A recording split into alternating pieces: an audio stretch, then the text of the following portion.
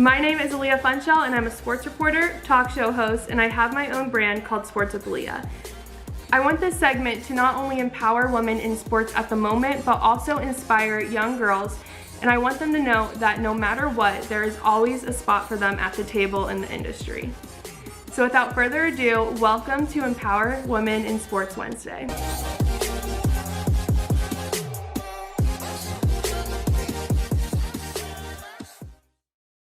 Hello everybody, it's Aaliyah Funchal and welcome back to another week of Empower Women in Sports Wednesday. I'm so happy you're here and I am so excited for today's episode because she is a dear friend of mine and we actually met 2 years ago at the AAC Tournament and we became internet friends and have supported each other ever since. So without further ado, I want you guys to meet my good friend Tatiyana. My name is Tatiyana Smallwood and I'm a production assistant at ESPN. All right, see you tonight. Cool story, bro. I think you may finally understand how this works.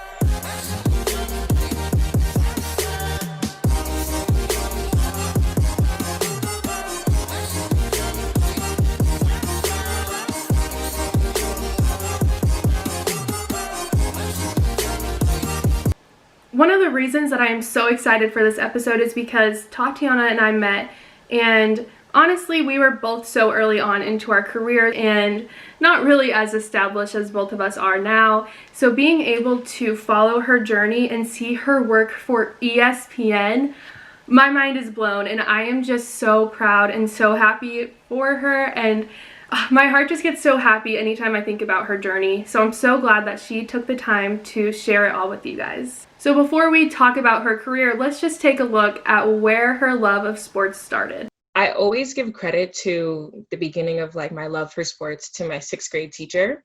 Her name is Miss Leahy. And one day for a class assignment, she made us go home and watch a Yankees game because she was a huge Yankees fan. And I remember going home and watching that game, and it was like the American, it was the conference championship, the American League, and the Indians were playing the Yankees, and we won on a walk-off hit. And from there, I was like, I'm sold. I was like, this is awesome. Kimberly Jones was the post-game reporter at that time for the Yankees. So when I saw her interviewing Derek Jeter and the Gatorade showers are going on, everyone's screaming, having a good time, I was like, that is what I want to do. I want to be there. I want to be in the moment. I want to help capture players' emotions during that time. And I want to help tell that story and just be a part of the hype because I just felt like it was so awesome to watch. So that was back in 6th grade when none of my family really watched sports. And I was just the only one going home, putting on the Yankees game every single night. I promise. It was commitment. So from there, high school is when I started doing sports journalism. I was our senior sports editor.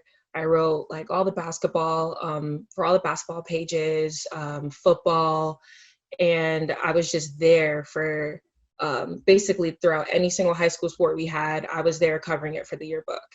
So that's where I kind of really started to develop my writing skills in the journalism side. And I wasn't necessarily on the TV side just yet, but I still knew in my heart that's where I wanted to be. So once I got to UCF, I joined the sports show called Hitting the Field. And I didn't join that until my junior year because I wasn't really when I first got there my freshman year, it was discontinued. And so was National Association of Black Journalists. So my freshman year and my sophomore year, I really didn't have an avenue to do extracurricular activities. So in sports, so it was kind of just focused on me getting my education. And then once my junior year came around and Hitting the Field started popping back off again, and I helped start the National Association of Black Journalists group again at UCF. I was the vice president over there. Once those two things came hand in hand for me, I was in the zone. I started doing on-camera stuff for Hitting the Field. I would do social media for them. I would even help with doing graphics for them as well. So I just started becoming super involved and You know, like when you become a part of a broadcast, like become a part of family, and like they really became my family, like my support system at that time too. So now that we know where her love of sports came from, it is so clear as to why she was so passionate about it. And something that I wanted to talk to her about is making the most of your college career and doing those unpaid jobs and sometimes the dirty work to get to where you want to be. Because I am such an advocate for doing literally anything to get in the door, and she is too. Tatiyana is just such an amazing example of how you can take advantage of opportunities in college and how it helps you down the road. I think that we're in a generation where some people think that they shouldn't have to work for free.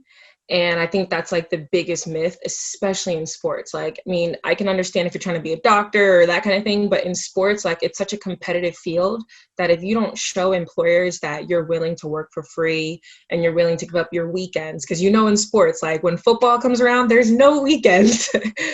So that's one of the biggest things. It's like you have to be able to make those sacrifices. I remember at one point when I was at UCF, I was interning for Orlando City Soccer, and I was doing a broadcast internship with them, and I was doing social media internship with them at the same time. So even away games, I was still in the studio doing broadcast. Home games, I was there doing social. So my weekends, and like I said, it was unpaid. So my weekends were solely dedicated to them. Also with the AAC tournament, I got a hold of that through our sports business minor program. And they did make us volunteer. Like it was part of like, if we didn't volunteer, we were not passing that class. So I had a lot of classmates that had volunteered for that tournament as well.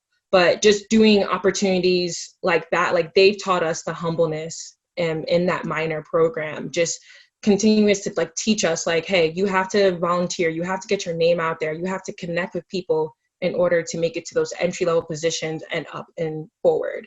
So I think that my biggest takeaway from that was just knowing that, like, I look back at it now and I'm like, wow, I'm so grateful for where I am now, because I know that back in the day when I was working 3 jobs and working 2 different internships, like that was my grind. And when you grind for something and when you actually get a result from it, you appreciate it so much more. So that's like the biggest takeaway. Like you have to appreciate the grind.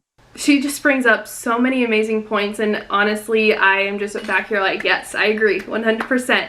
I really have nothing else to add because she just speaks so well of just everything I could possibly ever even dream to say. So I really hope that you guys took something away from that. Another thing that I want Tatiyana to talk about is she is a self-starter. She is just a boss. She just has an idea and it comes to life. And it's very similar to Sports with Aaliyah, and it's kind of funny because this all kind of happened at the same time. So we've grown together, but she started her own Game Day with Tots, and honestly, it's just such a great example. You don't need to have money from these big publications or media places.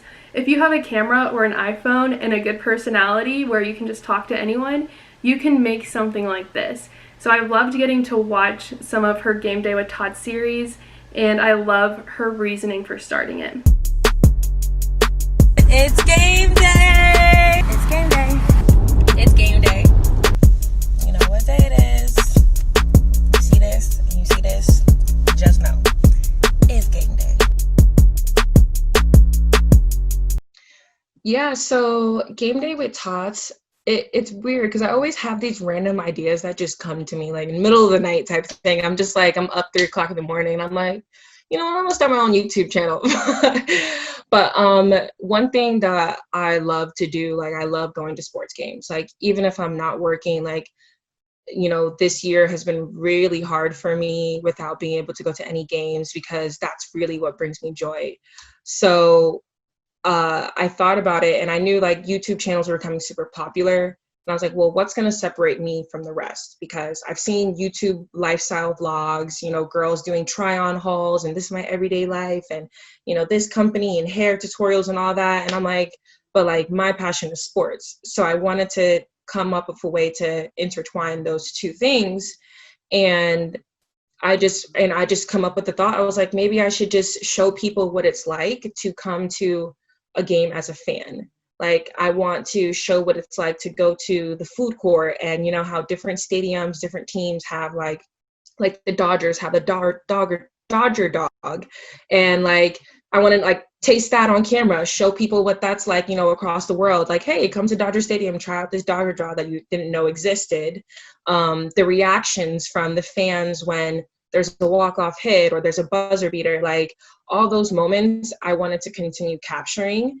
And I also like would bring my friends with me, interview them during the game, get their hot takes and all that too. So it was just like, it just seemed like the right fit for me. And also just being the producer and the creator of what you want to do is so important, because you have that for the rest of your life to look back at and say like, hey, I have my own production that I've also started myself. And now for the part that I'm sure so many of you who clicked on this video were waiting for, her journey of making it to ESPN. I am just so proud, and my heart is just filled with so much pride for her. And I just was sitting back when she was telling me the story, and the amount she had to go through to get to where she's at just to work at ESPN is crazy, but it's so doable, and she did it, and she's a great example of being persistent and following your dreams. Just randomly, was just one of those days where you're just like, you know what, I just feel like this might be a right time for me to start looking at other places. And I came across the ESPN website, and I initially applied to be a production coordinator. That was the first position that I applied for. And full circle movements, one of my friends that I met at NABJ at a conference in 2017, he had already been working at ESPN.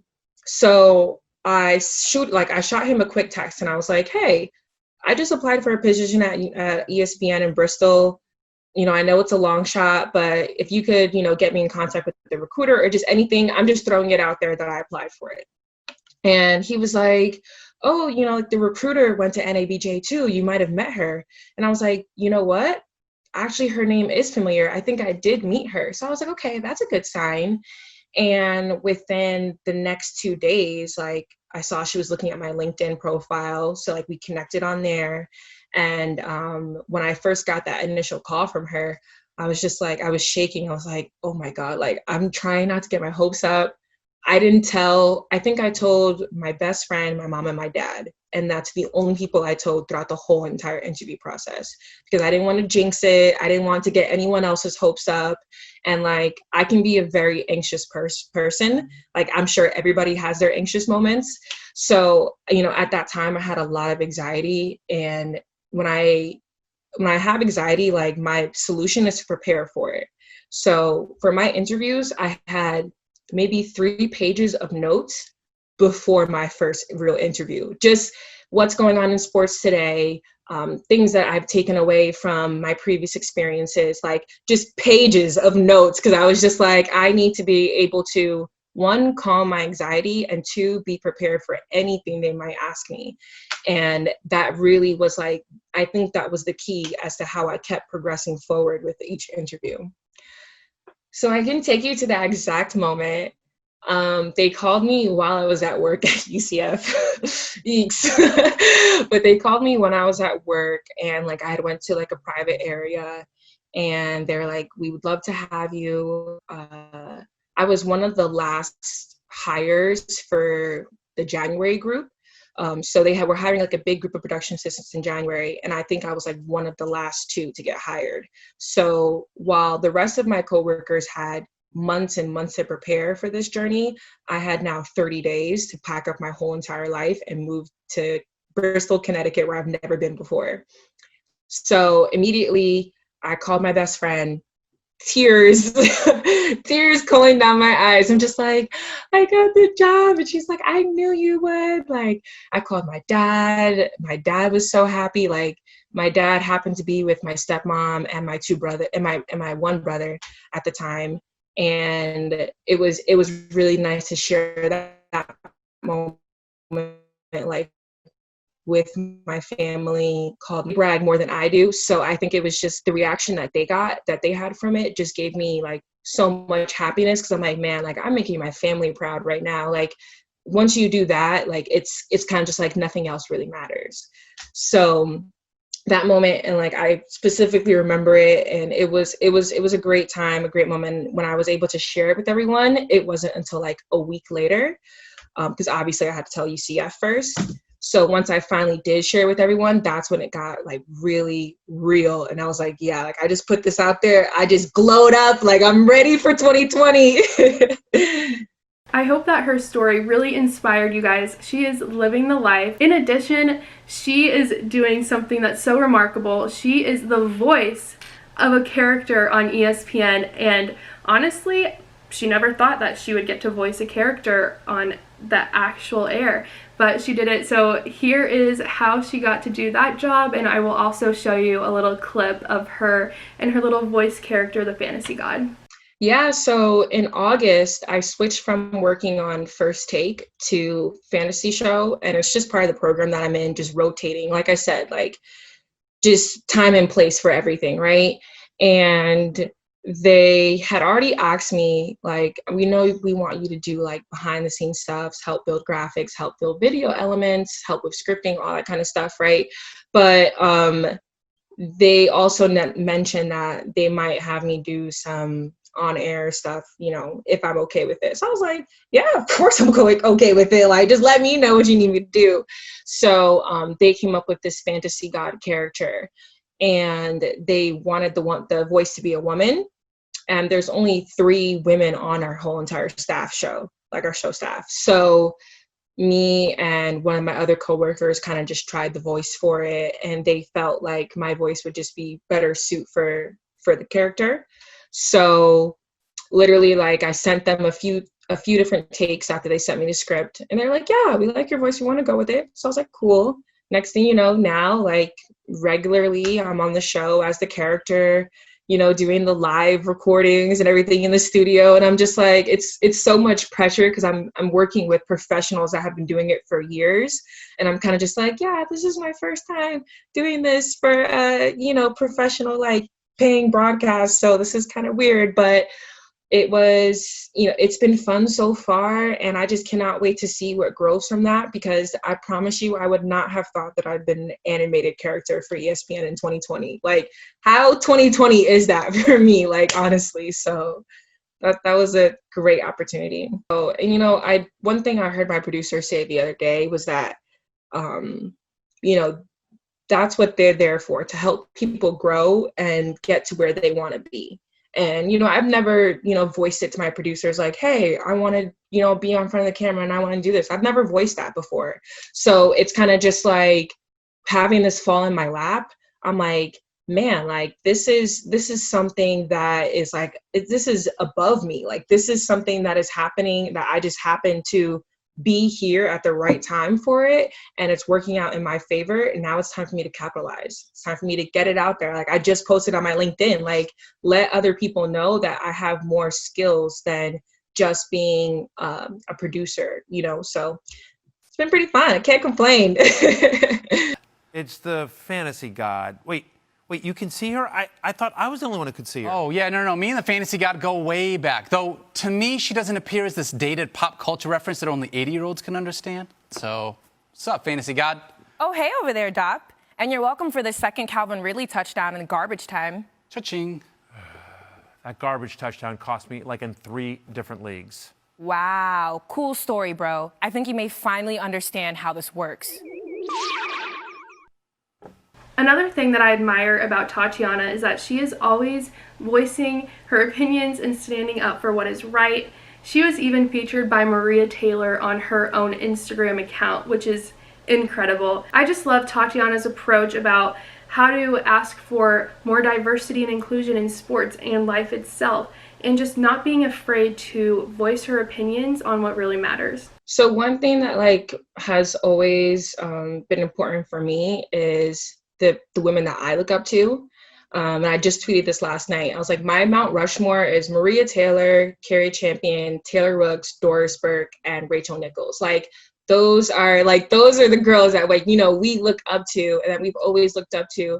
So I see that the way that they carry themselves. And when I was at UCF, coincidentally, I met Maria Taylor at College Game Day. And she picked me out in a crowd full of people and was like, hey. And I was like, I looked around like, is she talking to me? Is Maria Taylor talking to me? And she was like, come on, where's your phone? Let's take some selfies. And I was like, shaking, giving her my phone, like, here's my phone, Maria Taylor, in a crowd full of people, and you want to take selfies with me. Like, that to me was just like amazing, because you don't see too many, like, let alone celebrities that are friendly like that, people who are humble enough to say like, hey, there's another young woman out there who was looking up to me, and you know, like, I'm gonna share like kindness with them. Like, not many people are like that. So from seeing like her as a role model, you know, like Maria Taylor has been doing amazing now at ESPN, and when you have people like that to look up to, you always want to give that back. And even like when I met you, like I think we were like one of the only two women that were there, you know, working the tournament. From what I seen, like, I know it was definitely, we were the minority, as we always are in the sports world. So it's just so important to uplift each other instead of dragging each other down, because we're all we have. Like, we can let the guys do that. If the guys want to drag each other down, they can drag each other down. But as far as when it comes to like women, like, I'd much rather have a close women's circle in sports than to just be out here by myself and have that mentality where it's like, oh, I'm only gonna make it to the top, nobody else. Like, I've never been that kind of person. I like to see the people who work hard, not just people that I'm like cool with. Like, I wouldn't just say like, oh yeah, this is my homegirl, she wants to apply for ESPN, let's just go. Like, people who I see who have that same ambition, that same hard work, like, I want to see you do good because I know what it's like. And I think that as long as we continue to empower each other, like, us being the minority in the sports world is going to get smaller, and like, us being the minority is going to get smaller and smaller to the point where it's an equal representation. And that's just what I hope to see, even if I'm a producer or if I'm on talent, like on air being a talent, like either or, I just want to see more representation. Another big moment I had with her was when we were doing the protest, and she was on First Take, which I was working on at that time. And I remember sitting there in the studio watching her speak to Stephen A. Smith and the rest of the world and sharing her thoughts on the George Floyd protest. And I literally like started tearing up, because it was her and Laura Rutledge, and they were talking about their friendship and, you know, how Maria sees Laura's kids as her kids, and how they continue to build each other up. And I literally, tears were falling down my eyes as I'm sitting there in the ESPN studio. And I'm like, this moved me so much. So, you know, when I went out protesting, I wrote her quote on a poster board. And, you know, I wasn't thinking anything of it. I just was like, this is what was powerful to me. Like, I'm in Bristol, Connecticut. Like, I have a voice now. I'm with ESPN. I'm going to support my other Black women that work here too. And so when I posted it on my Instagram story and I tagged her, she like took the picture, posted it on her Instagram, posted on her story. And next thing you know, like, we were DMing back and forth, and, you know, I'm uplifting her, she's uplifting me. And it was just like, at that moment, I knew that, like, if I don't do this for other women, then like, I'm doing myself a disservice. So it's really about just continuing to pave the way for the younger girls who want to be, you know, in the positions that we are in. So that's what it is at the end of the day, just giving back and, you know, being the best version of yourself for other people too. Tatiyana and I, our relationship is honestly the epitome of women supporting women. We met and then we followed each other instantly, and we have never been jealous of each other. We have always been looking out for one another, and we encourage you all to do the same. That is just the most important thing about the industry, is having each other's backs. Once again, thank you, Tatiyana, for coming on the show. I absolutely adore you, and I know everyone watching will as well. You are incredible. I am so proud of you, and I can't wait to see how far you go in life. If you guys want to follow Tatiyana, make sure you follow her Twitter and Instagram. She takes the most beautiful pictures, and she's so entertaining, so make sure to give her a follow and just keep up with her as well. And again, thank you so much to Eric Fisher Academy. Bree did my hair today with this cute curled look. I absolutely love it. They are incredible and I love them so much, so make sure you drop them a follow as well. Lastly, thank you all so much for watching.